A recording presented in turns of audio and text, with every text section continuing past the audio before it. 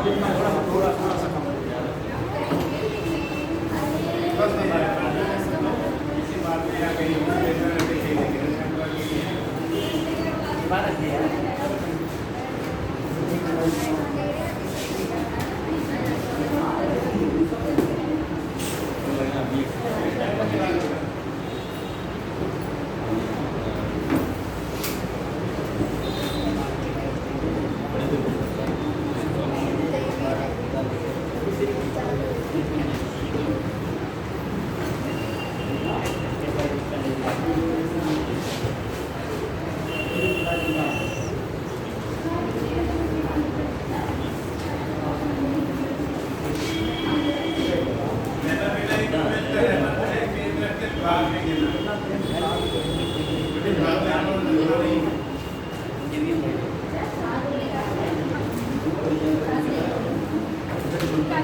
आप निकाल दे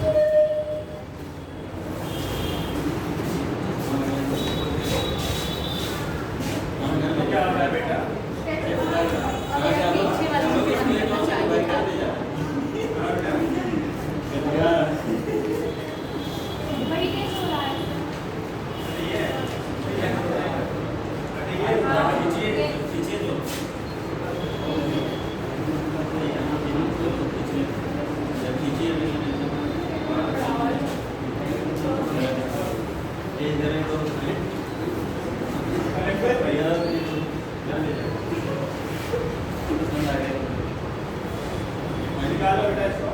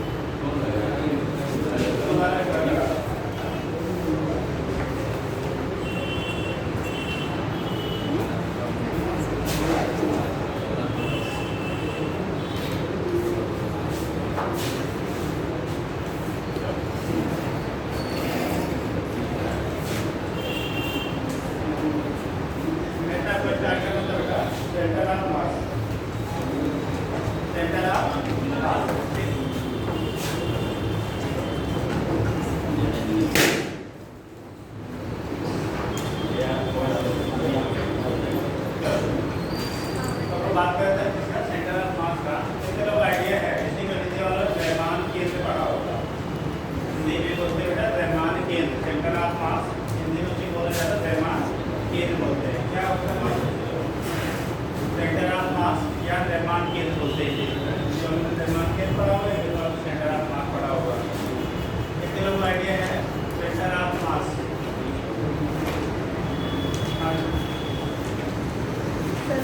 Center of mass is a point where whole mass of the system can be achieved. तो sir ये centre of mass का जो velocity होता है ना पूरे सिस्टम के बराबर होता है।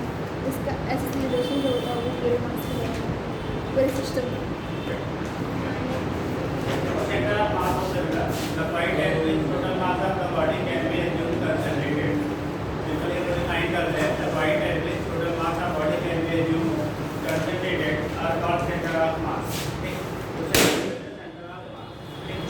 सेकंड के साथ क्या होगा सेंटर ऑफ मास है इसकी वैल्यू अलग अलग अगर डिफरेंट शेप की बॉडी है अगर ज्योमेट्रिकल जो शेप है जो भी आपको दिया गया है अगर यूनिफॉर्म मास डिस्ट्रीब्यूशन होता है आगे जो बॉडी है आइडेंटिकल शेप की है तो उस केस में फिक्स रहेगा। बट अगर मास डिस्ट्रीब्यूशन यूनिफॉर्म नहीं है तो उस केस में आपका क्या होगा उसकी पोजीशन ज्योमेट्रिकल सेंटर में नहीं पाई जाएगी। वो डिपेंड करता है कैसे मास डिस्ट्रीब्यूशन है या उसका जो ऑब्जेक्ट दिया गया है उसका शेप कैसा है, ठीक उस पर भी आपका डिपेंड करता है। बट हम लोग डिफाइन करते हैं कि centre of mass is that point of body at which total mass of the body can be assumed concentrated. एक पॉइंट आपका हो गया मतलब सेंटर ऑफ मास किसी बॉडी का वो पॉइंट होता है बेटा जहाँ पे उसके टोटल मास को हम लोग कंसंट्रेटेड एज्यूम करते हैं। एक्चुअल में होता नहीं, जैसे काफी सपोज दैट एक कॉपी है ना, अगर हम इसको फिंगर के हेल्प से क्या करें इसको ये सिचुएशन है अभी फिंगर यहाँ टच कर रहा है इस नोटबुक को जहाँ पे फिंगर क्या कर रहा है टच कर रहा है यहाँ पे पूरा बैलेंस हो रहा है। बैलेंस होने का मतलब ये हो गया बेटा इस पॉइंट के सराउंडिंग में जो मास डिस्ट्रीब्यूशन और 17 के इक्वल है तभी आपका नेट आपका क्या हो रहा है बैलेंस हो रहा है। अगर थोड़ा भी हम फिंगर के इधर शिफ्ट करेंगे तो ये फिर बैलेंस नहीं होगा।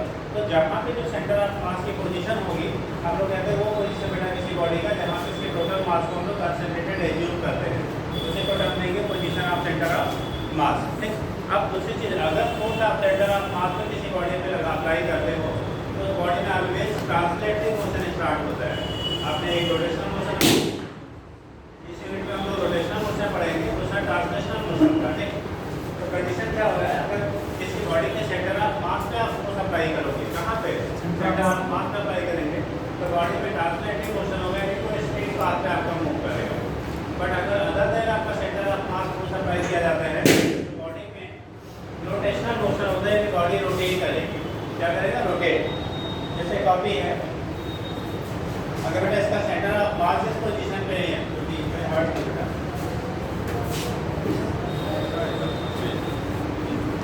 जैसे ये कॉपी है ना अगर इसके बेटा सेंटर ऑफ मास में फोर्स क्या करें अप्लाई करें तो ये ट्रांसलेट होगा मतलब ये पूरी सिस्टम मूव करेगा। बट अगर अदर देन सेंटर ऑफ मास हम यहाँ पे है फोर्स हम यहाँ अप्लाई करें तो ये रोटेट हो जाएगा।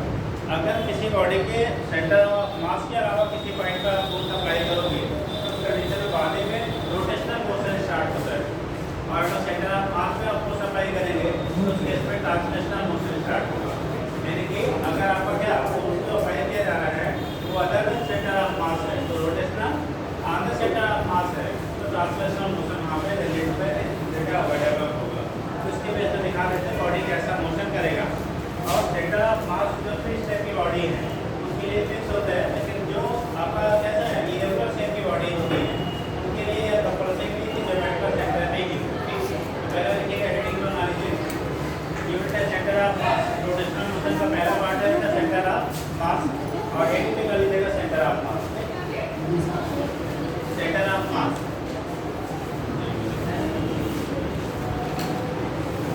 Centre of mass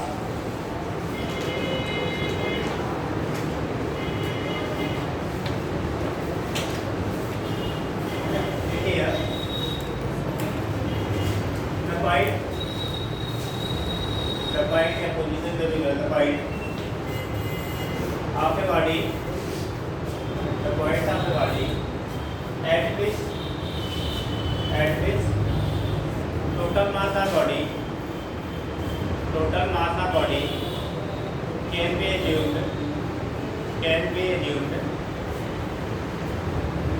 concentrated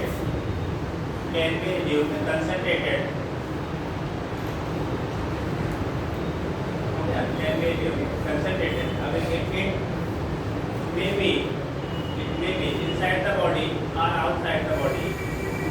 It may be inside the body, मतलब बॉडी का मास डिस्ट्रीब्यूशन जहाँ तक है उसके अंदर भी पाया जा सकता है। मतलब बाहर भी आईटी वाला एक बार क्वेश्चन पूछा था कि आपका क्या centre of mass is always lie within the body और आउटसाइड द बॉडी और may be inside may be outside, none of this.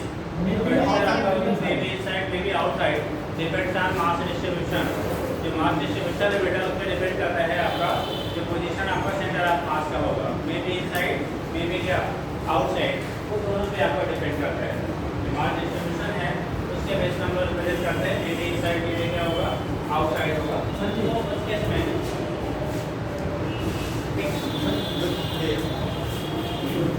चूड़ी है तो उसमें तो अगर ऐसे ऐसे में रखा जाएगा तो उसका सेंटर ऑफ मास बीच में पाया जाएगा।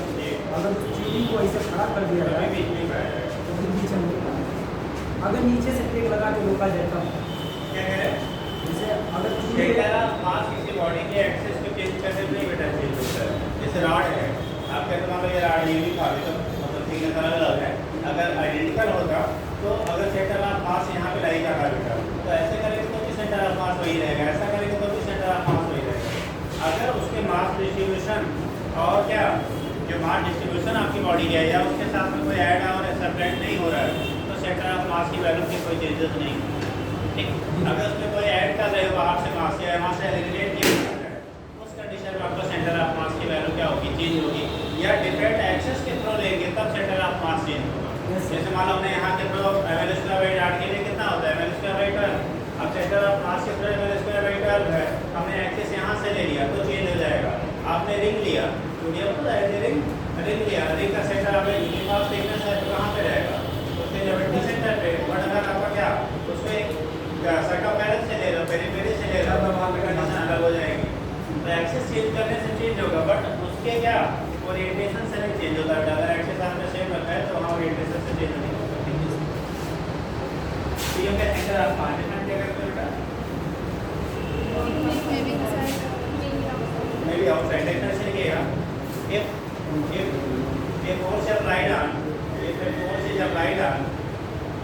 a force is applied on center of mass then in body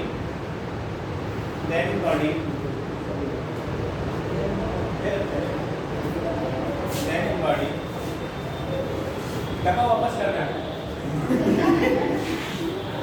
then क्या करता है बॉडी। अभी हम लोग आएंगे ना, आएंगे ना सर लोग के लिए बचा के रखना अभी ना सर। तो बोला क्या then body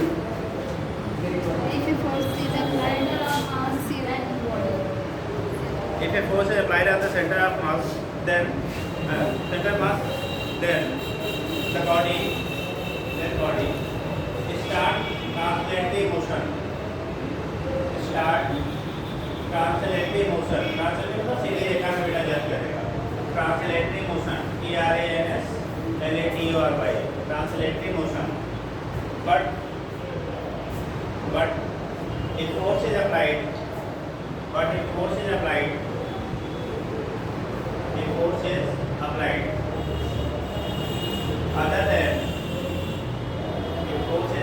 other than center of mass,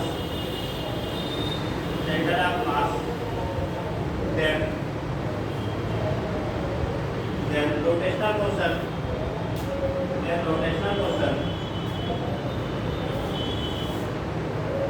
motion will be developed in the body.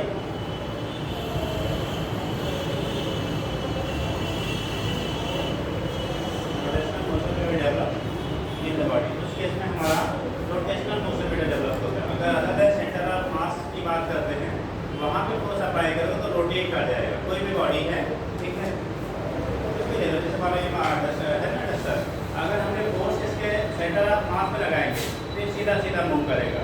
पर अगर हमने कहीं को ऊपर नीचे लगा रहे, ऊपर लगाया नीचे लगाया तो क्या कर रहा है आपका, रोटेट कर जाएगा। तो रोटेशन के लिए क्योंकि इस चैप्टर में हम लोग को रोटेशनल मोशन पढ़ना बेटा, तो जो भी फोर्स हम अप्लाई करेंगे वो other centre of mass apply करेंगे।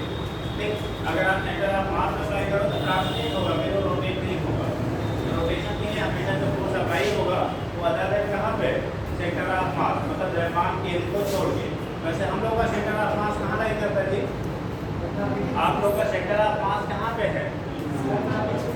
नाभि जो हम लोग बोलते हैं ना, ठीक, तो उसका निशान लगाया। कभी कभी लोग का इरेगुलर ग्रोथ होता है, किसी का सर बड़ा हो जाए, पैर छोटा हो जाए, पैर बड़ा हो जाए, सर छोटा हो जाए, वो अलग कंडीशन है। बट अगर आपका रेगुलर ग्रोथ है, जैसे सभी लोग का डेवलपमेंट कैसा है, भगवान ने सही दिया है, ठीक, तो अगर हम लोग का प्रॉपर जो ग्रोथ है, ऐसा नहीं कि पैर बढ़ा के भी हाथ बढ़ा या सर बढ़ा, तो ऐसा नहीं है। अगर रेगुलर है तो उस केस में हमारा जो क्या होगा, पोजीशन सेंटर ऑफ मास का होता है वो कहाँ पे होगा, जब एंटर यानी कि नाभि जो आपकी ह्यूमन बीइंग में होती है वहाँ पे पाई जाती है। ठीक, ये कंडीशन आपका होता है। इसी तरह से यानी कि अगर पहले के टाइम पे पापा लोग से पूछना, पहले जब जो लोग प्राइमरी स्कूल में पढ़ाते थे ना, तो पनिशमेंट क्या, पकड़ के पेट टांग देते थे।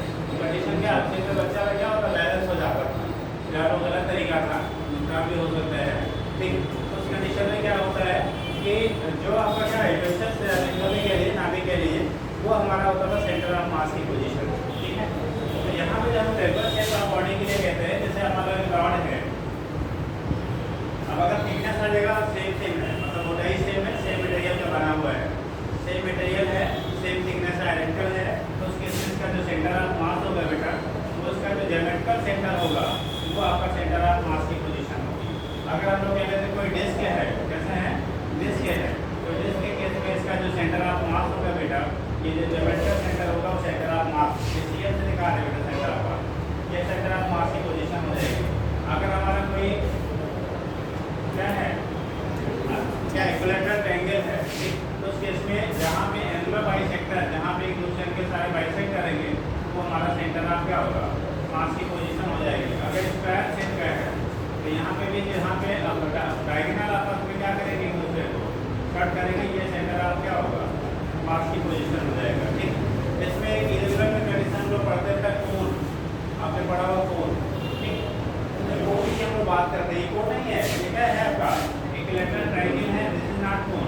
ठीक, अगर हम लोग कोई कोण लेते हैं तो उसके इसमें का सेंटर ऑफ मास की बात करते हैं। सपोज दैट रेडियस की वैल्यू बेटा r है, हाइट आपकी h है, हाइट h है, ये कोण है बेटा। अगर यहाँ पे वो सेंटर ऑफ मास की बात करें तो सेंटर ऑफ मास की पोजीशन क्या होगी, पोजीशन ऑफ सेंटर ऑफ मास कहाँ पे पाया जाता है। अगर आपका कोनिकल शेप की कोई बॉडी है, तो बॉडी जो है कोनिकल शेप की है, तो उस केस में इसके सेंटर ऑफ मास की पोजीशन को बताएगा, पोजीशन ऑफ सेंटर ऑफ मास। कोई लोग यहाँ पे हाँ सर्कल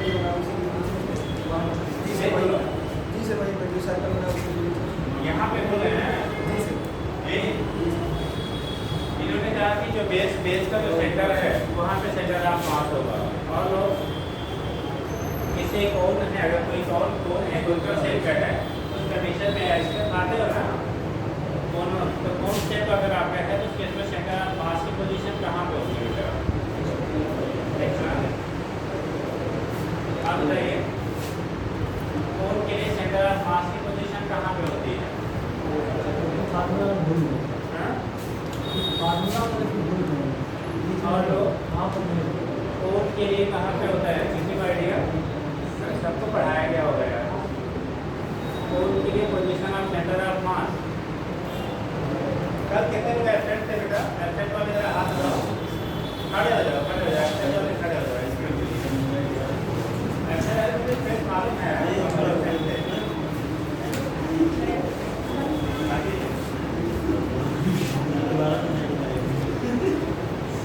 आप नहीं कोई एब्सेंट? आप आए? पक्का?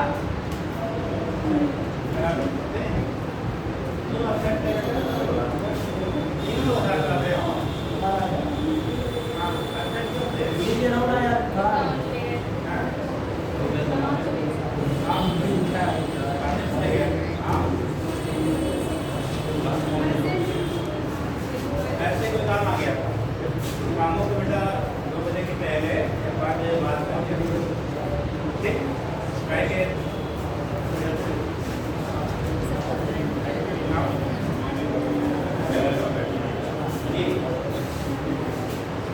मतलब ये ध्यान रखे बीच में कि आगे किसी भी हो सकता है, नहीं क्या बेटा? कोई लाने वाला नहीं था, आप साथ में आते हो। हाँ, तो 2 देवियाँ ऐसे हो तो फिर और तीसरे लाने क्या जरूरत है? कहाँ से आते हो? होता लगा भाई, वो भी मालूम बेटा, उसके हाथ खोल मालूम है। हाँ? इतना दूर तो लोग क्या कहते हैं, पत्ते लेने चले जाते हैं, मुझे तो पढ़ने आना था। हाँ? बहुत emergency है। कहने मतलब ये बेटा, अगर आप रेगुलर रहेंगे तो चीज़ें समझ में नहीं आएंगी। ठीक, किसी ने क्वेश्चन भेजा था ग्रुप पे, किसने भेजा था? आपने भेजा था। कल आप आए थे?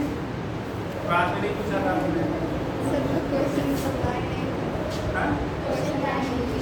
अगर लाई नहीं थे तो इसीलिए मैंने उस समय रिप्लाई नहीं दिया था। बाद में मैंने देखा था, लेकिन लोग ने शायद भेज दिया था, तो बाद में मैंने देखा था, लेकिन इसीलिए मैंने रिप्लाई नहीं दिया कि मैंने कल पूरे क्लास में परसों बोला था कि कल क्वेश्चन फुल पीरियड क्लास है, क्वेश्चन ही डिस्कस किए जाएंगे। एक बच्ची ने केवल 2 क्वेश्चन मात्र पूछा था और एक लोगों ने शायद एक आध कहीं और किसी ने पॉइंट किया था, बाकी किसी ने कोई क्वेश्चन नहीं पूछा था, ताकि हमने अपने से बोल के करवाया। ये सिचुएशन था पूरा चैप्टर खत्म होने के बाद की। ठीक, तो आंसर तो आपको नहीं दिया गया था पहले, ध्यान करके को दे दिया था, जब देखा तो मैंने आंसर भेज दिया था, तो मैंने पहले चेक कर लिया था। इसलिए मैंने, अगर आप रेगुलर नहीं रहेंगे, ठीक, आप अगर यहाँ नहीं पूछोगे, ग्रुप में क्वेश्चन डालोगे, तो फिर हम लोग के दिन भर सुबह से लेकर 7:30-8 बजे तक क्लास ही रहता है।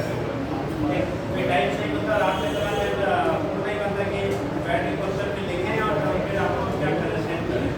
आप लोग तभी सेंड करेंगे जब आपका इंटरेस्ट क्लास में रहेगा, क्लास में भी क्या रेगुलर रहेंगे और पूछेंगे, ठीक, उनको भी वो उसके बाद टाइम मैनेज कर लेंगे। वो कहते हैं अगर आपका इंटरेस्ट का मैंने पूरा पीरियड बने 2-3 क्वेश्चन केवल आया जाए तो भी कर सकते, ठीक, इस चीज़ को ध्यान रखा करिए।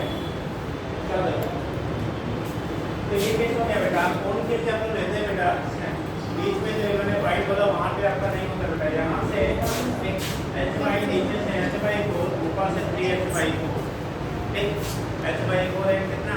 3H/4 डिस्टेंस पे आपका क्या होता है, बेस से H/4 तो साफ से कितना हो जाएगा? 3H/4। ऐसे याद रखिएगा कि जो हमारा मास डिस्ट्रीब्यूशन होता है ना, इधर मास ज़्यादा होगा, उधर से सेंटर ऑफ मास की डिस्टेंस कम होगी। इधर मास कम होगा, वहाँ से सेंटर ऑफ मास की डिस्टेंस ज़्यादा होगी। जैसे अब यहाँ से अगर देखा तो बेटा यहाँ पे थिकनेस कैसा है? ज़्यादा है, इसका मतलब मास इधर क्या होगा? ज़्यादा होगा। ऊपर जितना मास कम होगा तो जो पोजीशन सेंटर ऑफ मास की होगी वो बेस से पास में होगा और टॉप से कैसा होगा? दूर होगा। यहाँ इसलिए नहीं है बेटा, जो आप बोलेंगे यहाँ पे इसलिए होगा, मास डिस्ट्रीब्यूशन ऊपर भी है ना, केवल डेस्क की कंडीशन होगा तब वहाँ पे बनता है, ठीक, तो वहाँ पे से H/4 ऊपर से 3H/4 का लेंगे बोलेंगे तो वो होता है पोजीशन ऑफ सेंटर ऑफ मास। ये तो हमारे फिक्स है। वैसे अगर आपका क्यूबिकल बॉडी है जी ये था अगर ये नीचे वाला देखिए बहुत बड़ा कर दिया है तब भी 3H/4 हाँ पोजीशन में कुछ रेशियो में ही हम लोग चेंज करेंगे ना भाई। जैसे आप पहले बहुत बड़ा कर ले तो आप फोन ही तो बनेगा ना, आपको बनेगा क्या वो फोन ही बनेगा ठीक। उसका मास डिस्ट्रीब्यूशन उसी रेशियो में ही JDSI का मतलब है इसलिए हम यहाँ पर आप लेते हैं इस पोजीशन पे आप सेंटर ऑफ मास की कंडीशन लेंगे बेटा। यहाँ पे जो सेंटर ऑफ मास होता है वो जो अपोजिट डायगोनल होगा। अपोजिट का मतलब है जैसे मान लो क्या है, अगर क्यूब है, अगर एक क्यूब का मान लिया जाए तो डायगोनल का मतलब होता है यहाँ से इसके किनारे से इसको मिला दो, उसके किनारे से इसको मिला दो, जैसे डायगोनल हम बोलेंगे। अपोजिट बोलने का मतलब उस कार्नर को उठाओ और वहाँ से मैच करा दीजिए, इस कार्नर को उठाइए और कहाँ से उसी से मैच करा दीजिए, उससे बेटा अपोजिट डायगोनल बोलते हैं। अगर क्यूबिकल बॉडी है तो जो पोजीशन सेंटर ऑफ मास का होगा वो अपोजिट डायगोनल पे होगा। जो हमारा क्या होगा अपोजिट डायगोनल आपके जहाँ पे रेडिएशन से मीट करेंगे वहाँ पे, जैसे यहाँ पे लिए इसको और यहाँ पे इसको ले लीजिए तो ये कंडीशन एक बन गई।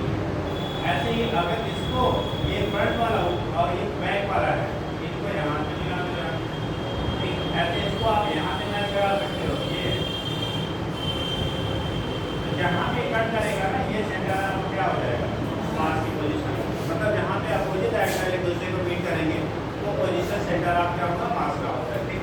ये केस आपका होता है, यहाँ पे सेंटर ऑफ मास आप लिखेंगे ये कंडीशन।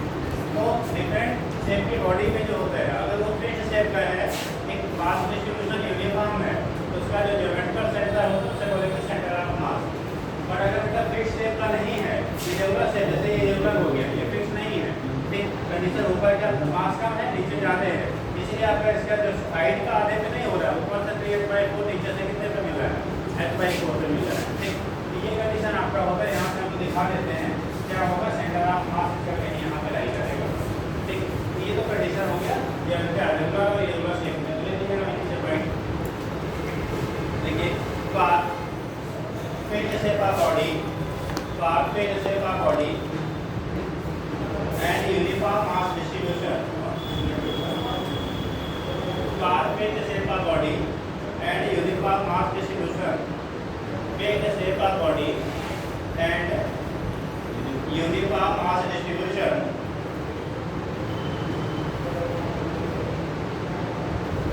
Uniform mass distribution. अब यहाँ पे एक चीज और uniform mass distribution the position of center of mass, the position of center of mass will be fixed. Position of center of mass will be fixed. Position of center of mass will be fixed. तो उस case में जो position center of mass का होगा वो fixed होता है बेटा ठीक।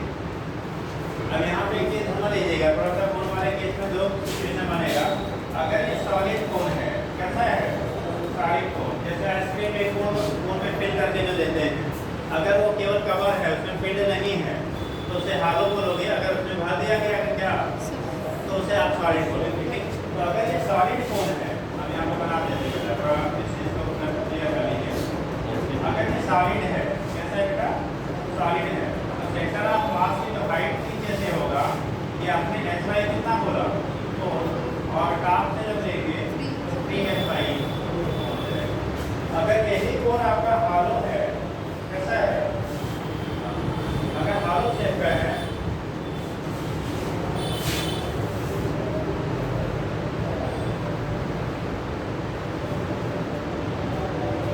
रेडियस आपका सेंटर होगा, रेडियस आपका सेंटर कितना है आपका वो है ठीक। अगर ये हालो है कोण अगर कैसा है बेटा हालो है तो उस केस में क्या होगा, यहाँ से जो आप सेंटर ऑफ मास की पोजीशन निकालोगे, टोटल हाइट हमारी h था, टोटल हाइट आपका h है, तो इस केस में यहाँ से जो होता है बेस से सेंटर ऑफ मास की हाइट तक H/3 मिलेगा और ऊपर से 2H/3 मिलेगा। तो उस केस में जब लेंगे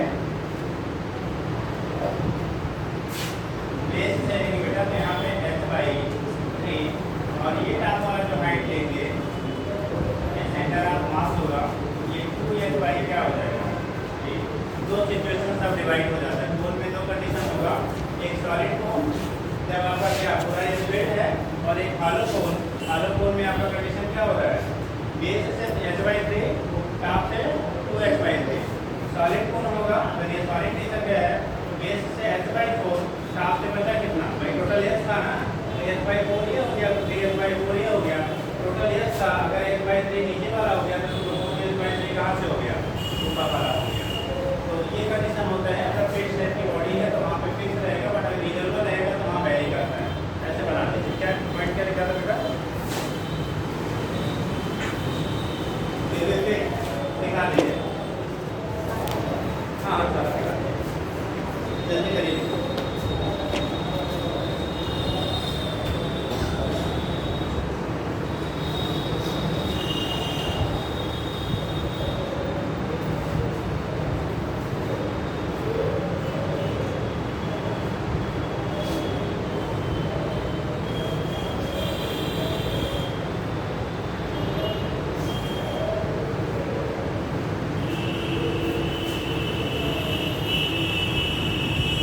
सॉलिड हालो का वेरिएशन ध्यान रखेंगे। सॉलिड पूछा गया बेटा, हालो पूछा गया, ठीक।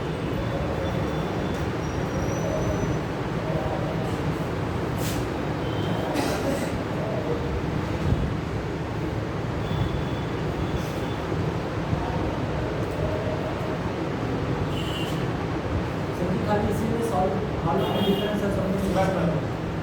रीजन क्या है ना, क्योंकि यहाँ पे जब ये हालो है केवल कवरिंग एरिया का मास रहेगा, और जब सॉलिड रहेगा तो पूरे वालों जितना है वो सबका मास रहेगा, तो इसलिए वेरिएशन आ रहा है। यहाँ तो जो भी डिस्ट्रीब्यूशन सब है कैसा है, फिर से आइडेंटिकल है, तो हर जगह वही रहेगा। ये केवल कोन के लिए वेरिएशन है बेटा, आपके चाहे सॉलिड हो चाहे हालो हो, लेकिन स्फीयर ले रहे हो।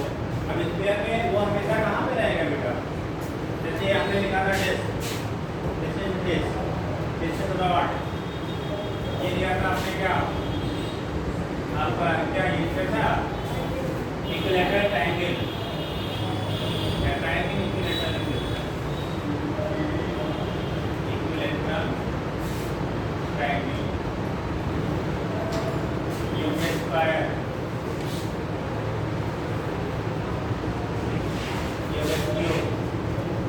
अब चाहे सॉलिड चाहे हालो सबके लिए वही रहेगा। ऐसे ही अगर स्फीयर देते हैं, अब स्फीयर जो होगा वो सॉलिड हो या हालो हो, उससे कोई मतलब नहीं है।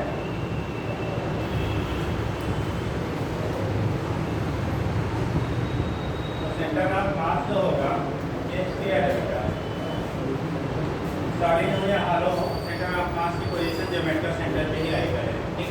लेकिन सिचुएशन है सेम मटेरियल का बना हो, ऐसा नहीं कि आपने आधा क्या आयरन का बना दिया और आधा एल्यूमिनियम का बना दिया, तो फिर वो क्या वेरी कर जाएगा। सेम मटेरियल का हो और सेम आपका फिक्स हो, ठीक है बेटा। नेक्स्ट करेंगे इस यूनिट को लिया centre of mass, moment of inertia, rotational motion, सबसे कठिन होता है। मिला के 7 लेक्चर में कंप्लीट होंगे, बहुत बड़ा 7 लेक्चर है, ठीक। उतने में ही डिस्कस करना है, थोड़ा सा पढ़ के आइए। और 11th पोर्शन का थोड़ा सा टफ क्या चैप्टर में माना जाता है, क्वेश्चन तो प्लीज आता है, इनर्शिया आता है तो सेंटर ऑफ मास फिर आपके बनाते हैं पहले इंजीनियरिंग बना देते थे, सेंटर ऑफ मास से बना देते हैं, मोमेंट ऑफ इनर्शिया से, अभी क्या है कंबाइन करके बना देते हैं। हो गया, नेक्स्ट करें बेटा, यस सर। जल्दी करिए, हो गया सबका। देखिए centre of mass of two particle है, 2 पार्टिकल का तो फिर पार्टिकल लेंगे।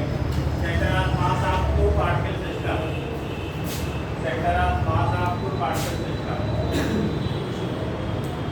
Centre of mass of 2 particle system. अगर 2 पार्टिकल से मिलकर बेटा सिस्टम बना है, उसके सेंटर ऑफ मास की पोजीशन क्या होगी, centre of mass of 2 particle system. 2 particle से मिलकर अगर आपको बना हुआ है तो इसमें सेंटर ऑफ मास की पोजीशन क्या होगी, कैसे फाइंड करेंगे। तो सिंपल सा कंडीशन आपने पढ़ा होगा,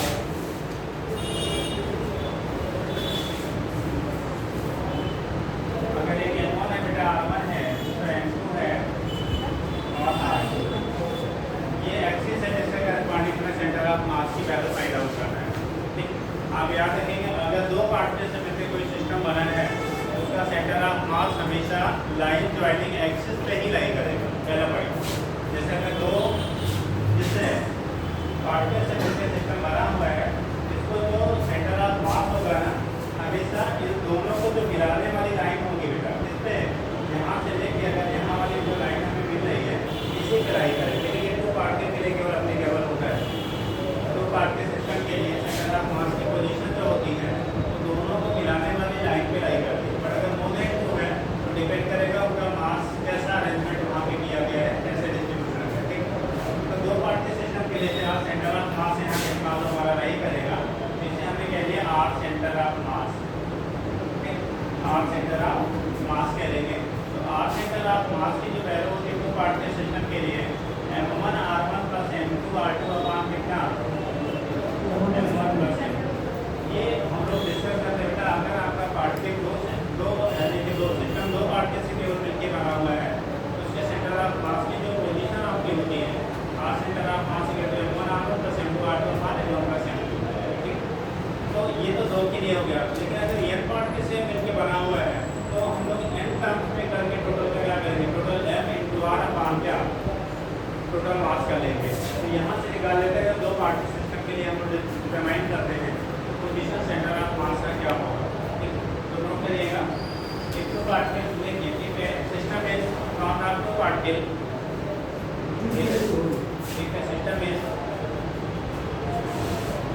from of two particles having masses, two particles having masses m1 and m2, two particles having masses m1 and m2 and their positions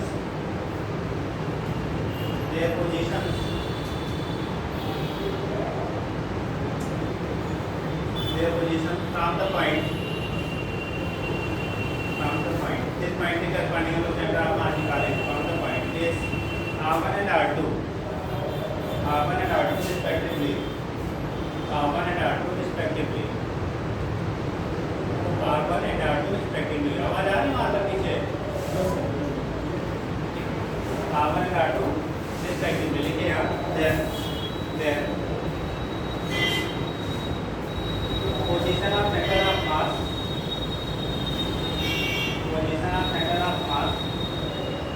will be given, position of center of mass will be given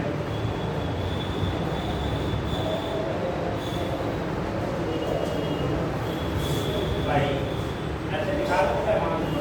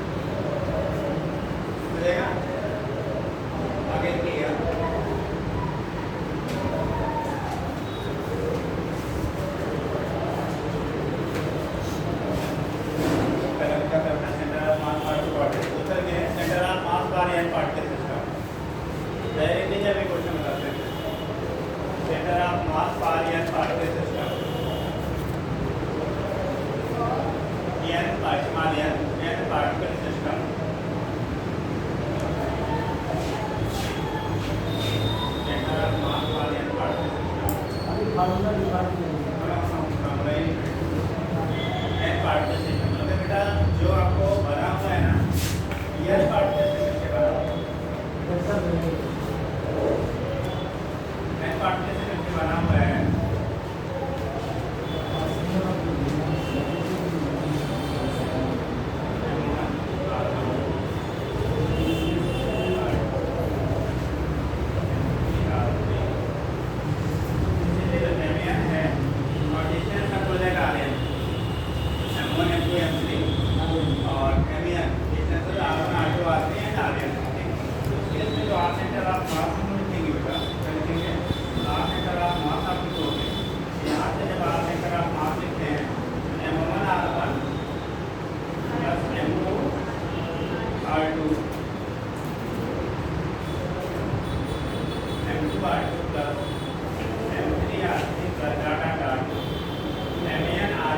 plus है बेटा upon total mass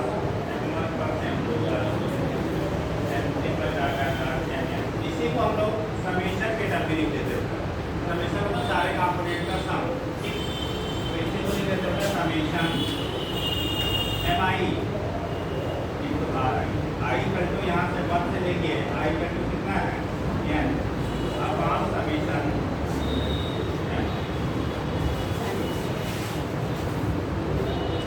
इस तरह से हम लोग क्या represent कर लेते हैं सेंटर ऑफ मास की पोजीशन, मतलब सारे कंपोनेंट का सम, ठीक।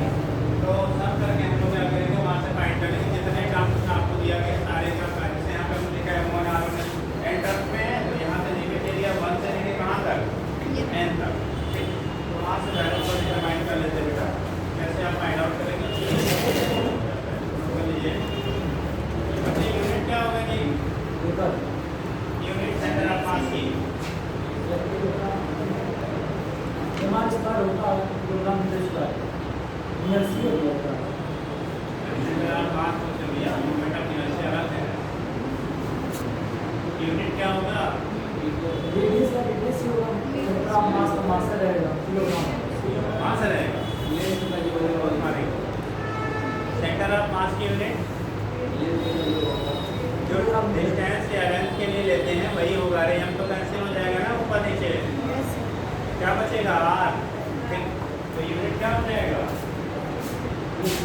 अगर हम लोग ऐसा यूनिट कैसे हैं बेटा, क्या ले लेंगे हम लोग मीटर, टीचर पे लेंगे सेंटीमीटर, बाकी कोई भी जो भी रहेगा उससे गाड़ी हम लोग वहाँ यूज करेंगे। सेंटर ऑफ मास नाम है सेंटर ऑफ मास, तो पोजीशन आपके लिए जाती है एक्सिस के करस्पॉन्डिंग, ठीक। i इक्वल टू 1 से i इक्वल टू n है, सिर्फ i equal to 1 to n direct कर देंगे तो भी r बेस्ट हो रहता है, ठीक।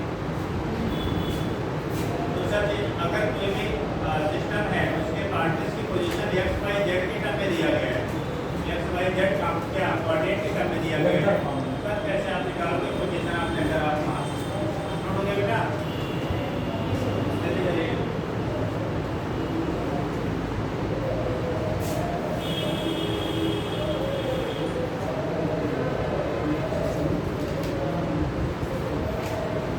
नेक्स्ट पॉइंट कर लीजिएगा।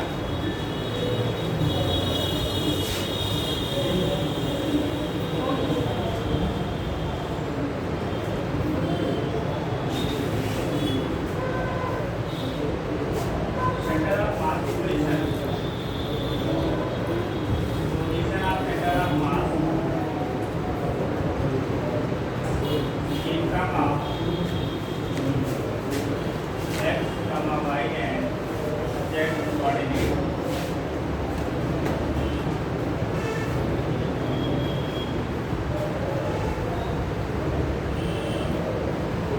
अगर x y z कोऑर्डिनेट के टर्म में आपको पोजीशन सेंटर ऑफ मास की पोजीशन पूछी आ रही है तब कैसे कैलकुलेट करें। जैसे मान लिया हमने काट के ले लिया बेटा m1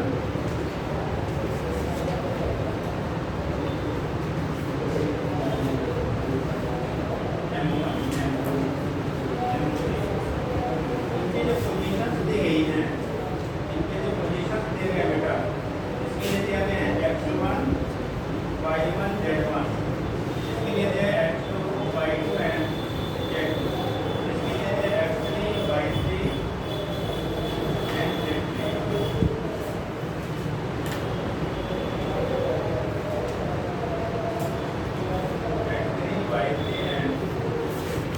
ये इनके पोजीशन वेक्टर दिए गए हैं, ठीक। x y z के टाइम में आपको क्या पोजीशन दिया गया है, x1 y1 z1 पहले का, दूसरे का x2 y2 z2, तीसरे का x3 y3 z3। अब इनमें अगर उसका x centre of mass, y centre of मास और z सेंटर ऑफ मास निकालना हो तब कैसे हम लोग फाइंड करेंगे बेटा। x सेंटर ऑफ मास क्या होगा, y सेंटर ऑफ मास क्या होगा और z सेंटर ऑफ मास क्या होगा। तो जब हम लोग x सेंटर ऑफ मास निकालेंगे x निकालना है तो x कंपोनेंट को कंसीडर करेंगे, y निकालना होगा तो y, z निकालना होगा z। ये भी बात पर हो सकता है केवल x y हो या x y z हो, लेकिन तीनों जो पार्टिकल्स आपके दिए गए हैं सबके लिए किसी के लिए x y है, किसी के लिए y z है, किसी के लिए z है, तो ये भी बात पर हो सकता है। तो जिस पार्टिकल के लिए जो कोऑर्डिनेट्स दिए गए हैं उनकी जो वैल्यू गिवन होगी उसी वाले को बेटा हम लोग कंसीडर करेंगे। ठीक, जैसे यहाँ पे एक्स सेंटर आप मास निकाल रहे हैं m1 x1 plus m2 x2 plus m3 x3 apart total हो गया बेटा m1 प्लस m2 प्लस कितना, ये एक्स सेंटर ऑफ मास हो गया। ऐसे ही आप वाई सेंटर ऑफ मास निकालोगे तो वाई सेंटर ऑफ मास होगा बेटा m1 y1 plus m2 y2 plus m3 y3 by m1 plus m2 plus कितना m3। अब तीसरा जेड सेंटर ऑफ मास निकालोगे ये आएगा m1 z1 plus m2 z2 plus m3 z3 upon total mass m1 plus m2 plus कितना। ये condition होता है अगर हमारे कोऑर्डिनेट के टर्म में दिए गए पोजीशन वेक्टर तो हम पोजीशन ऑफ मास इस कॉन्सेप्ट का यूज करके निकाल देते हैं। ये तरीका होता है तब सेंटर ऑफ मास की वैल्यू क्या करने के लिए फाइंड आउट कैसे करेंगे, यहाँ से आप डिटरमाइन करोगे। ठीक, ढेर सारे क्वेश्चन बनते हैं। जी जब आप कोचिंग चला 2-3 महीने से पीछे बैठे तो समझ में नहीं आ रहा। ये सीट हम लोग को बैठने के लिए परमिशन नहीं है। ये सीट चाहे यहाँ बनवाते हैं लगाओ सर पीछे कौन दिमाग लगता है, इधर उधर भटक जाते हैं और दिमाग बैठता है। 3 महीने से पढ़ा रहे हैं, इसी वजह से आने मन नहीं करता है, आगे बढ़ते हैं तो उनका फोकस रहता है। ऐसी घटना किसके साथ और हो रही है? ऐसा किसी और के साथ भी हो रहा है लेकिन इसका व्यवस्था कहाँ है? ये केजीएस पहली सीट पे बैठते हैं, इस वजह से खाली 2-3 महीना बैठना है, इसी वजह से आने मन नहीं करता। आओ वहाँ पे लेके आओ, ये नहीं लगा आज नहीं, आज चल जाएगा। चल जाएगा। अगली बात ये है अरे यार जितने दिन 4 पे बैठे थे आप बता दिए थे पीछे भी ये बात ये थी ना बेटा, हम ट्राई किए कि समझ में आए, समझ में आए, 2-3 महीने से आ ही नहीं रहा है। यहाँ पर भटक जाते हैं, इधर उधर दिमाग जाने लगता है। बारी घटनाएं हैं पीढ़ी कब से चाहे हरी सीटिया कर दीजिए, चाहे गलियन वाला चाहे गलियन वाला प्रॉब्लम नहीं आएगी। तो फिर एक दो या तो ऐसे कि आप लोगों की संख्या कम है, इनकी संख्या ज़्यादा है सर, वही बैठा देखिए लगवा देते तुम्हारे लिए स्पेशल, आपको दिक्कत नहीं है। तुम्हें तो कंफर्टेबल आ जाएगा। गलियन वाला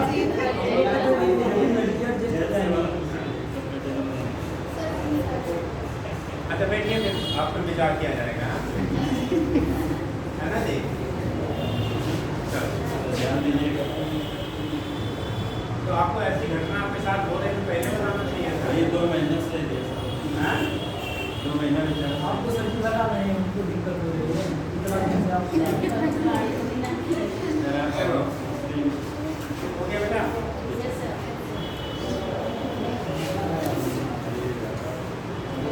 ये हो गया बेटा एक्स वाई जेड थीटा में आपका सेंटर ऑफ मास की पोजीशन क्या होगी तो हम लोग फाइंड आउट कर लेते हैं। क्वेश्चन लिखिएगा,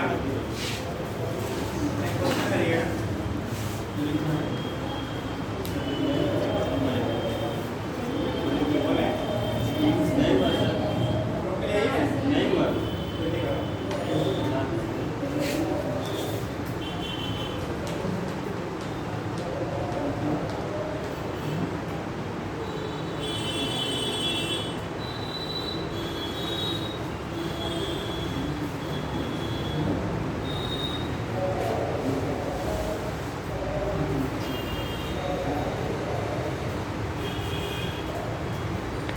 क्वेश्चन ये बेटा, ये मासेस आपको गिवन है, सपोज दैट साइड लेंथ सारे 1 मीटर है, स्क्वायर है, ठीक, 4 कॉर्नर लिया गया,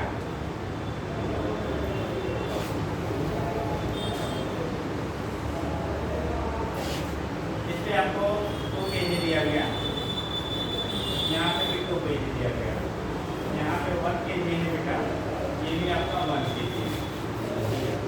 आपको फाइंड करना था, ये पॉइंट के लिए दिए गए हैं, पॉइंट है A B C and D. Find करना था point position of centre of mass with respect to point A. A के रिस्पेक्ट में सेंटर ऑफ मास की पोजीशन आपको निकालना है। ठीक, लिखेंगे determine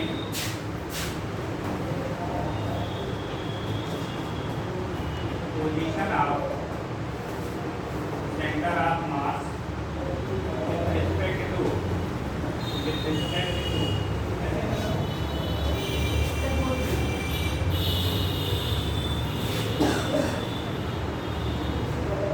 with respect to point A point के रिस्पेक्ट में आपको पोजीशन ऑफ सेंटर ऑफ मास क्या करना है, फाइंड आउट करना है। ए के रिस्पेक्ट में इस पॉइंट के सापेक्ष का आपको सेंटर ऑफ मास की पोजीशन इस मास डिस्ट्रीब्यूशन के लिए निकालना है। इस मास डिस्ट्रीब्यूशन के लिए पॉइंट ए के रिस्पेक्ट में आपको सेंटर ऑफ मास की पोजीशन निकालनी है, एक्स और वाई। एक्स एंड वाई एक्सिस के टाइम में आपको निकालना है x centre of mass and y centre of mass. X centre of mass का क्या होगा और वाई सेंटर ऑफ मास क्या होगा वो निकालना है। ईच साइड आपको 1 मीटर का दिया गया है। साइड लेंथ आपका 1 मीटर है, मार्जिन 211 kg है और ए पॉइंट पे जहाँ से पानी निकालना है बेटा वो 2 kg का ब्लॉक है, उससे पानी निकालना है। आज छुट्टी दी आपकी निकाल बेटा सेंटर ऑफ मास की पोजीशन क्या होगा वो फाइंड करना है।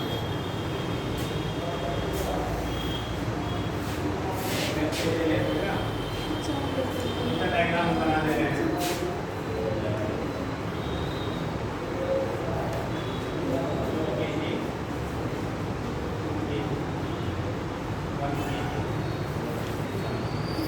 पॉइंट यहाँ ये है, यहाँ पॉइंट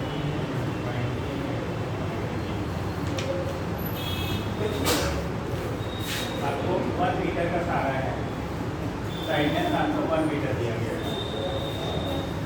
पोजीशन सेंटर ऑफ मास में ए पॉइंट के रिस्पेक्ट में आपको फाइंड करना है।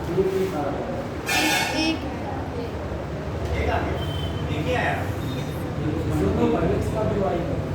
दोनों एक्स वाई एक ही आया। अब है 0.3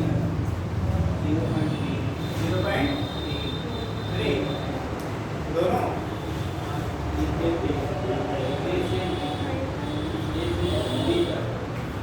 में एक्स सेंटर ऑफ मास कितना आया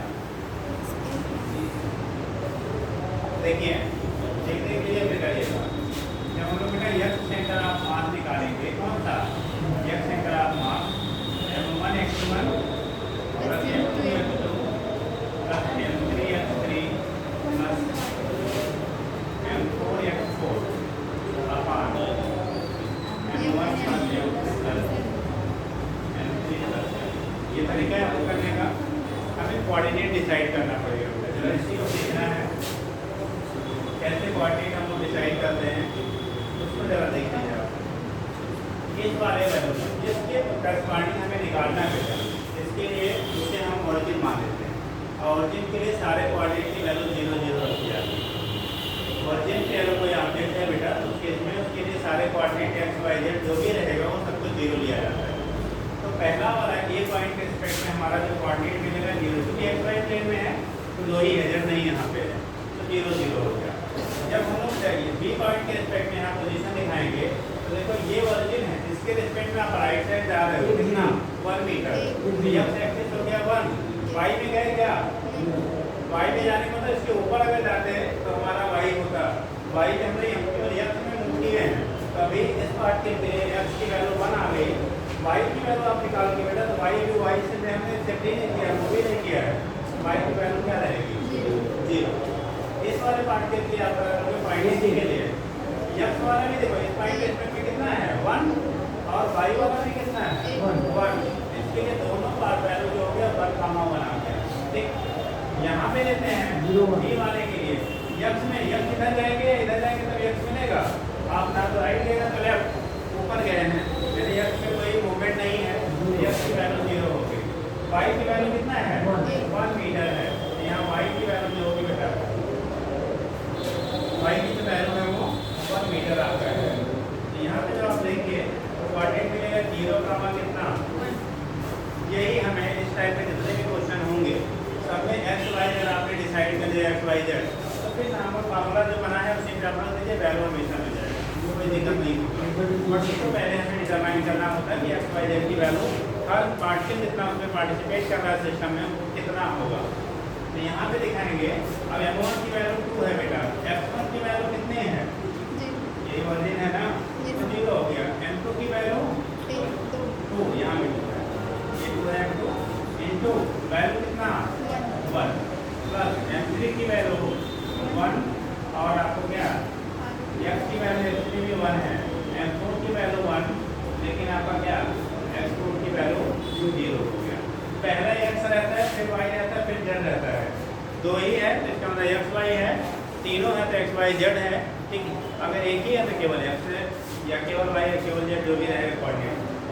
अब यहाँ पे अपन टोटल मान हो गया बेटा 2 + 1 + 1, देखो ये 0 फैक्टर, ये 0 फैक्टर, 2 ये और 1 ये, तो कितना हो गया 3/6, यानी कि 1/2 मीटर। यानी एक्स सेंटर ऑफ मास की जो पोजीशन होगी यहाँ से 1/2 मीटर पे होगा, 1 कितने पे 2 मीटर। ऐसे ही y निकालोगे बेटा तो y सेंटर ऑफ मास मिलेगा m1/1 m2/2 plus m3/3 plus m4/4 अपान m1 plus m2 plus m3 plus m4 m1/1 plus m2/2 plus m3/3 plus m4/4 अपान टोटल मास आपने कर लिया, ठीक। तो कंडीशन क्या होता है,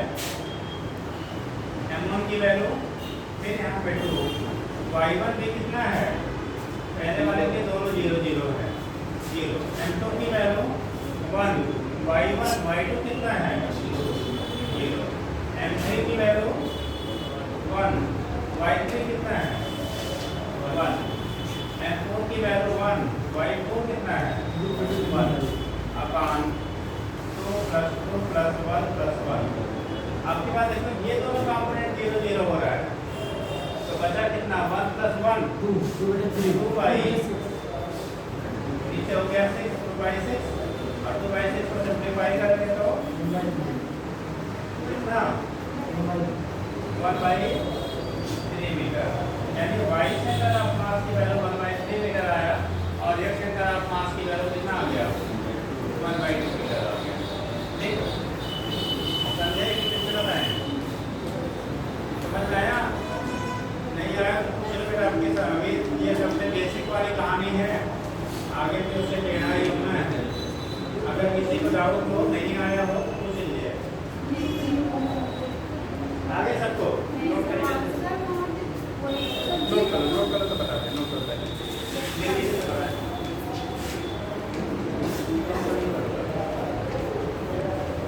जल्दी करिए,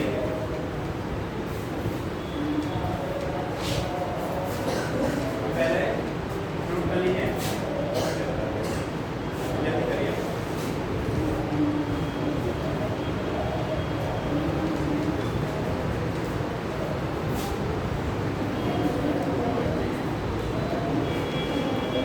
दूसरा को करना है,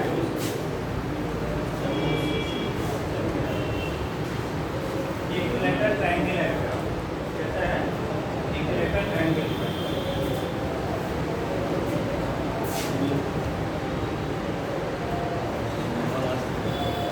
इक्विलेटरल ट्रायंगल है, साइड लेंथ यहाँ पे भी हमने 1 मीटर है, 2 मीटर है,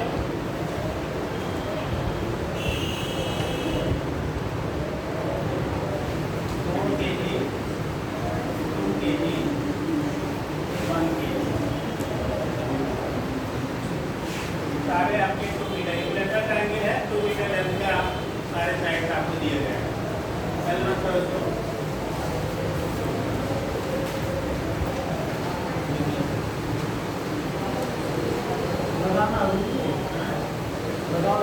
ये हो गया।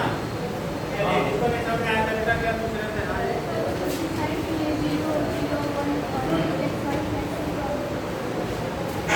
इसके रिस्पेक्ट में जिस पॉइंट के जिस बिंदु के सापेक्ष आपको निकालना होता है उसे हम लोग मूलबिंदु मान लेते हैं, बच्चों का मूलबिंदु। मूलबिंदु का मतलब वहाँ से कुछ भी वहीं से हम नापना शुरू कर रहे हैं तो वहाँ पे जो पॉइंट होगा इसका मतलब उसके लिए सारी वैल्यू x भी 0 y भी 0 और क्या z भी 0। इस पॉइंट के लिए इसको ओरिजिन माना गया है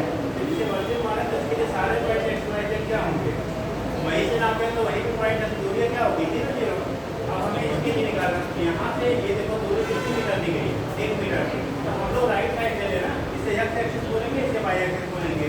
तो एक्स एक्सिस में कितना चला आपने 1 मीटर, यानी एक्स पहला वाला वैल्यू एक्स होता है, एक्स की वैल्यू कितनी 1, लेकिन अभी अपने वाई में नहीं कुछ चले, इसका मतलब इस पॉइंट के लिए बी पॉइंट के लिए वाई की वैल्यू कितनी जाएगी 0। यहाँ देखो इस बिंदु के इधर आपने 1 मीटर, ये दूरी यहाँ से जो दूरी है वही यही है, ये भी है, तो ये वाले एक्स भी हमारा 1 मीटर है। अब देखो इधर वाली दूरी कितना चला आपने वही 1 मीटर, तो इसके लिए दोनों पॉइंट 1 मीटर हो गया। यहाँ देखते हैं इधर हम केवल वाई में गए हैं, एक्स में नहीं गए हैं ना, तो पहला वाला इसका मतलब क्या हो गया 0, इसमें नहीं चले। हमने जैसे यहाँ वाले में एक्स चला था, वाई नहीं चला था, यहाँ वाले वाई चले लेकिन एक्स नहीं चले ना, तो एक्स की वैल्यू 0 हो गई, वाई की वैल्यू कितना चले हम लोग 1 मीटर, तो वाई की वैल्यू हो गई 1 मीटर, एक्स की वैल्यू हो गई 0। तो इस तरह से कोऑर्डिनेट हम डिसाइड करेंगे, समझ गया। अब ये वाला फाइंड करना है, find position of centre of mass with respect to position of centre of mass with respect to point. यहाँ पे ये लोग ए है, ये बी है, ये सी है, पॉइंट ए। देखिए ऐसी दूरी कितना है? सेकंड करें 1 kg, यहाँ पे मास कितना रखा गया है 1 kg, 2 मीटर है बेटा, साइड है 2 मीटर है। तीनों सही है। हाँ, इक्विलेटरल है, बराबर ही रहेगा। आपको इस वाले पॉइंट के रिस्पेक्ट में आपको पोजीशन सेंटर ऑफ मास का निकालना है। इस पॉइंट के रिस्पेक्ट में आपको पोजीशन ऑफ क्या centre of mass find out करना है।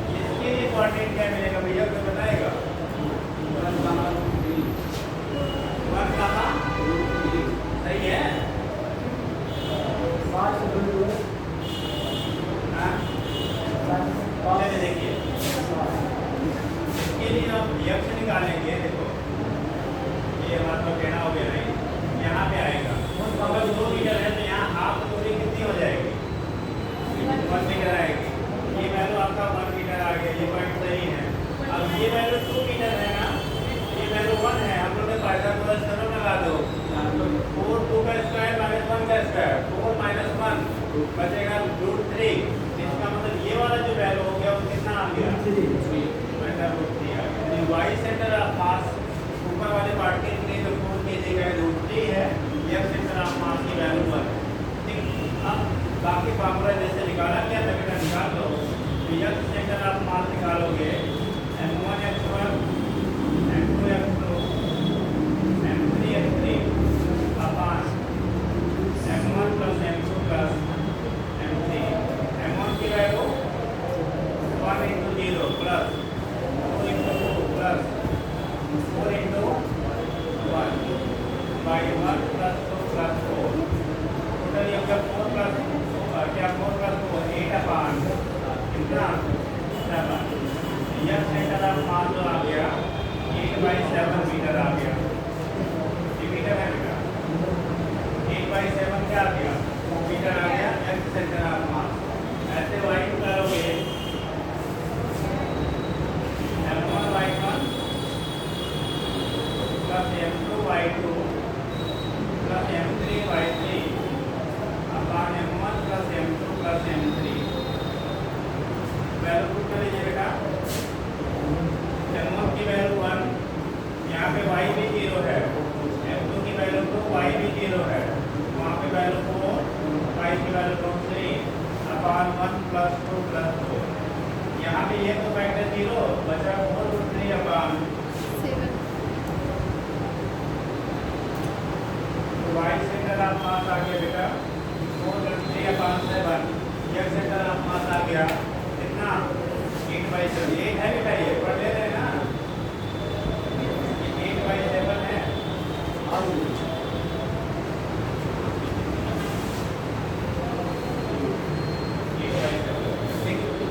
ये एक्स एंड वाई प्लस हम लोग क्या करते हैं थीटा बाई करेंगे। एक्स सेंटर ऑफ मास क्या होगा, वाई सेंटर ऑफ मास क्या होगा, पता निकल जाएगा। तीनों कंडीशन आपका हो गया। अगर हमारे पार्टिकल सिस्टम आपके दिए गए हैं तो उसके करस्पॉन्डिंग हम लोग कैसे सेंटर ऑफ मास की पोजीशन निकालते हैं। जो पार्टिकल हो 4 हो 10 हो जैसे भी रहेगा कॉन्सेप्ट हमें हमेशा इसी का यूज करके हम लोग यहाँ से फाइंड आउट करेंगे। ठीक,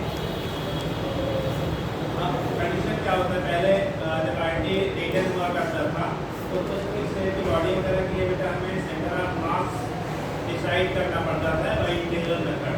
बट आज की डेट में कहीं भी उसका यूज नहीं है। मैं तो मेंटर में पहले भी नहीं था, आईटी वाले जब लीडर होता था तो वहाँ पे कुछ भी जैसे रॉड के लिए आप डिसाइड डिटरमाइन करिए क्या पोजीशन ऑफ सेंटर ऑफ मास क्या होगा, कैसे फाइंड आउट करेंगे, या किसी और टाइप की बॉडी के लिए पूछ लिया। बट आज के डेट में अब केवल पोजीशन क्या होगा, कहाँ होगा वो आपको मालूम होना चाहिए, उसकी एप्लीकेशन आपको मालूम होनी चाहिए। ठीक, तो अब तो पॉइंट पे क्वेश्चन बनने जो है वो खत्म हो गए जब पहले पूछे जाते हैं। अगर आप क्वेश्चन एक लिखिएगा बेटा क्वेश्चन ही जाते हैं एप्लीकेशन जो है क्वेश्चन जाते हैं कई पता है बेटा बहुत बात है। चलिए देखिए फाइंड द पोजीशन ऑफ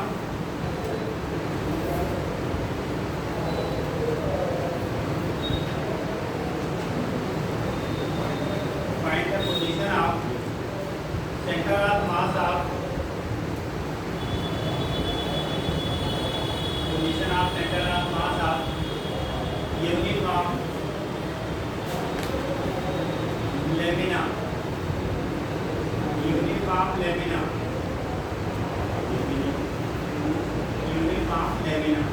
समझ लो।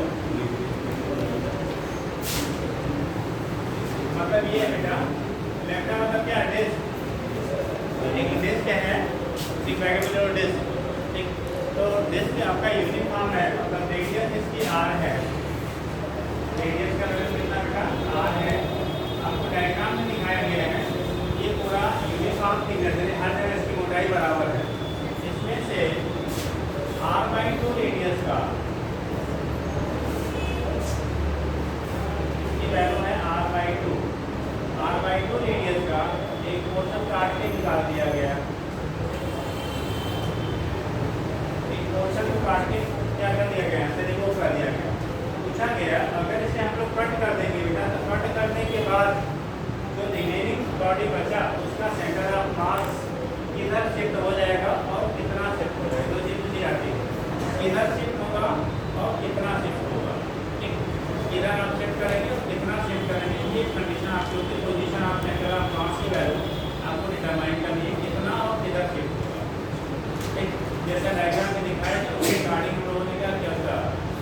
पार्ट कर करके वहाँ से आपने एलिमिनेट कर दिया।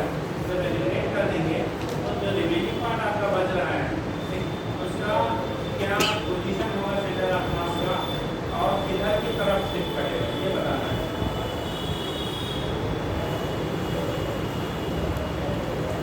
जल्दी बताइए, बताएंगे पहले ये समझा दें, लगाएंगे या समझा दें? आता हो तो वेट करें, नहीं तो समझा दें यार, टाइम के लिए पड़ेगा एग्जाम में अभी और चलिए देखिए।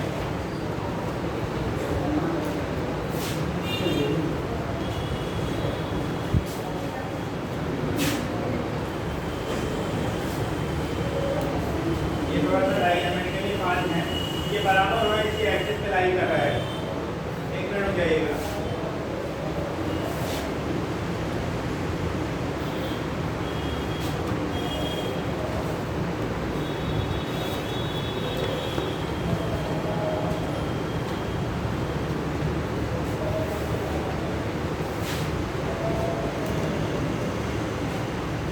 पहले छोटा वाला बना लेते हैं।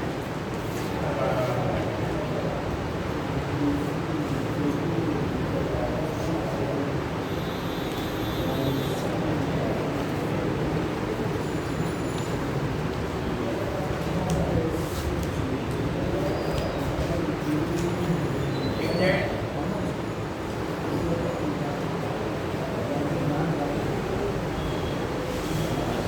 चलो मान ले कुछ है, थोड़ा बहुत डाउन हो जा रहा है, जो समझाना आपको मैंने।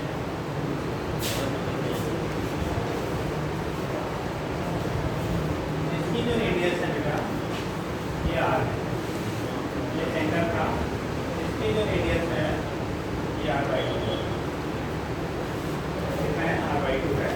इस वाले पोर्शन को हम लोगों ने कट करके क्या कर दिया, निकाल दिया। पहले टोटल मास हम लोग कैपिटल एम था, टोटल रेडियस आपने कैपिटल आर दिखाया है।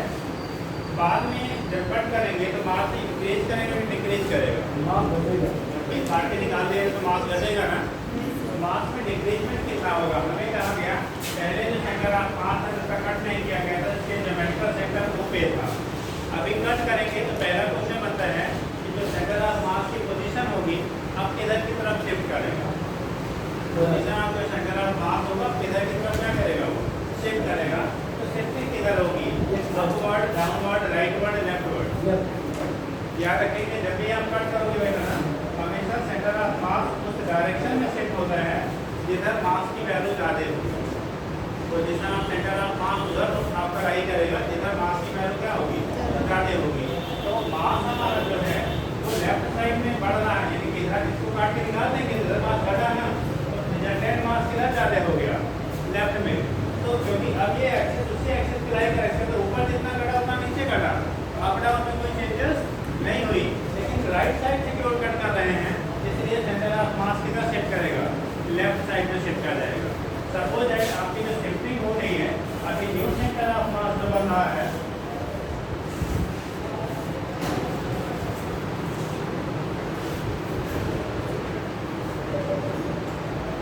न्यू सेंटर ऑफ मास का बन रहा है, सपोज है अब ये centre of mass O dash पे बन रहा है, और ओ डैश की वैल्यू जो ओ से था इसमें हमें सपोज है यक्स है, कितना आ गया, यक्स आपकी शिफ्टिंग हुई। हमें निकालना क्या होगा, टोटल मास यक्स था, मास ऑफ कट पार्ट आप दिखा दो, मास ऑफ क्या, कट पार्ट। तो मास ऑफ कट पार्ट की वैल्यू कितना है, इसका मास होगा सपोज है इसका कट पार्ट का मास एम डैश है, कितना है आपका, एम डैश है। एम डैश की वैल्यू अगर आप निकाल देंगे तो एम डैश के एलिमिनेट होने की वजह से अगर सेंटर ऑफ मास बाएं तरफ शिफ्ट कर रहा है, एम डैश के कट करने की वजह से ये सेंटर ऑफ मास जितना बेटा फिजिक्स इतना आसान नहीं है, तो के और पढ़ लेना। और केस में क्या होगा, सेंटर ऑफ मास जो शिफ्टिंग आपकी होगी ना, ठीक, हमेशा उस डायरेक्शन होगी जिधर मास की वैल्यू क्या होगी, रिजल्टेंट ज़्यादा होगी।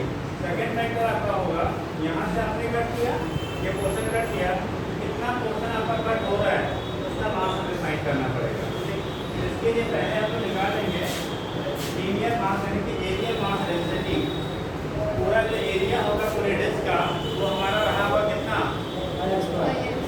कितना, पाई आर स्क्वायर। ठीक, तो टोटल मास एम दिया गया है, तो एरियल मास डेंसिटी आप निकाल दो पहले बेटा, एरिया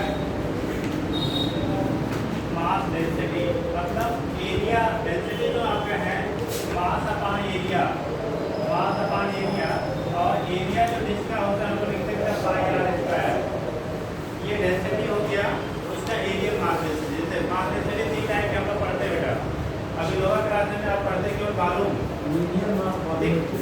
तो हम लोग अब यहाँ पढ़ेंगे क्या, लीनियर मास डेंसिटी। जैसे कोई थिन रॉड है, उसका मास दिया और उसका लंबाई दिया, MIL जो होगा लीनियर मास डेंसिटी देगा। कोई डिस्क है, उसके लिए अगर आप निकालेंगे तो क्या देगा वो, कि वो क्या है, उसका एरिया है, उसका मास एरिया में कमाई करा तो एरियल मास डेंसिटी कहेंगे। और अगर हम लोग किसी बालून क्यूबिकल बॉडी है तो उसका निकालेंगे तो बालून मास डेंसिटी या बालोमेट्रिक मास डेंसिटी कह देते हैं। तो यहाँ पे दिखा देंगे M बाई क्या, बाई आर स्क्वायर हो गया। तो मास आप कट पार्ट निकाल लो, मास आप कट पार्ट जो हम पार्ट कट करके यहाँ से एलिमिनेट कर रहे हैं, उसका मास सपोज दैट MS है। MS की वैल्यू होगी जो इसका एरिया है और density D into A dash हो जाएगा। डेंसिटी देखो हम लोगों ने निकाला था इसका capital M upon pi into R square. Area R by 2 है, तो यहाँ लिखेंगे इसका एरिया होगा बेटा पाई R बाई 2 का क्या, whole square M upon pi R square into pi R square by कितना 4। R बाई 2 का स्क्वायर करो तो R स्क्वायर बाई 4 होगा ना। तो पाई R स्क्वायर कट गया बेटा, तो M बाई कितना आ गया 4। यानी कि जो कट पार्ट का मास है ये हमने निकाले M बाई 4 हमें मिल गया। जो काटा गया है, जितना पार्ट काटा गया बेटा, इसका मास M बाई 4 है। इसी के निकालने की वजह से ये सेंटर ऑफ मास लेफ्ट में आया है ना। अगर वो ना कर करके निकाला गया तो सेंटर ऑफ मास की पोजीशन पे बना रहता। तो अब क्या करो, अब दिखा दो कि यहाँ पे ये ओरिजिनल सेंटर से यहाँ पे x माना और ये दूरी हमारी कितनी है R बाई 2। कितना दूर है R बाई 2। तो कंडीशन आप करेंगे कि जो मास है, जो रिमेनिंग मास, ठीक, हमारा जो कट हुआ सेंटर से डिस्टेंस उसकी इतनी है, तो M by 4 into R by 2 equal to remaining mass into कितना x, दोनों की इक्वेट कर दीजिए। वहाँ से जो x की वैल्यू आएगी वो शिफ्टिंग मिल जाएगी। यानी कि रिमेनिंग मास, अब ये कट पार्ट का मास हो गया तो रिमेनिंग मास कितना बचेगा बेटा, 3M by remaining mass of this का जब रिमेनिंग मास की हम लोग बात करेंगे तो यह रहेगा बेटा क्या, M डबल डैश का उसकी वैल्यू आएगी M माइनस M डैश, यानी कि M माइनस M बाई कितना 4, बचेगा 3M by M double dash की वैल्यू हो गई 3M बाई कितने के बराबर, 4 के बराबर हो गया। तो कहाँ अटेंडेंस चेक बेटा, अटेंडेंस चेक किसके पास है, साइन हो गया सबका, नहीं इस हद से अभी नहीं हुआ लीजिए जल्दी करो। इसके इसमें क्या हो गया बेटा, M3MI क्या हो गया आपका 4 हो गया। यहाँ से फाइंड आउट कर दिया आपने किसकी वैल्यू, जो रिमेनिंग मास है। इसी मास की वजह से ये वैल्यू बेटा शिफ्ट किया है, ठीक। तो ये centre of mass shifted by कितना x, देन यहाँ से जाएगा कितना मास रिमेनिंग इंटू x बराबर जो कट किया इंटू R बाई 2। तो ये होगा 3M by 4 into x equal to M by 4 into R by 2। देखो M बाई 4 कैंसिल कर लो बेटा, ठीक। हमें x चाहिए था ना, x इक्वल टू ये 3 कहाँ चला जाएगा नीचे, R बाई कितना, मतलब अगर आपने R बाई 2 रेडियस का एक पार्ट कट करके निकाल दिया तो उसका सेंटर ऑफ मास अपनी ओरिजिनल पोजीशन से R बाई 6 किधर लेफ्ट साइड में शिफ्ट हो जाएगा।